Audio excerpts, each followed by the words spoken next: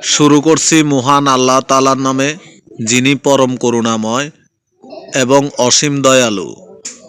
সূরা ইউসুফ, সূরা number 12, আয়াত number 1। আলিফ লাম রা, এগুলো সুস্পষ্ট কিতাবের আয়াত।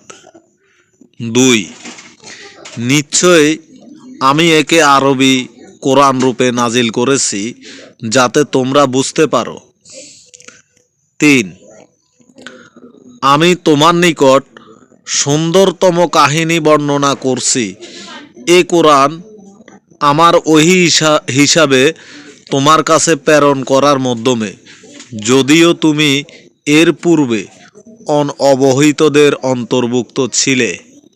4, যখন ইউসুফ তার পিতাকে বলল, হে আমার পিতা, আমি দেখেছি 11টি নক্ষত্র, সূর্য ও চাঁদকে।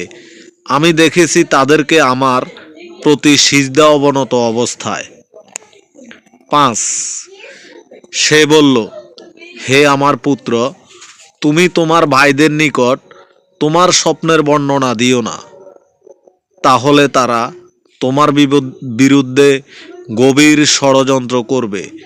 নিশ্চয় শয়তান মানুষের প্রকাশ্য দুশমন।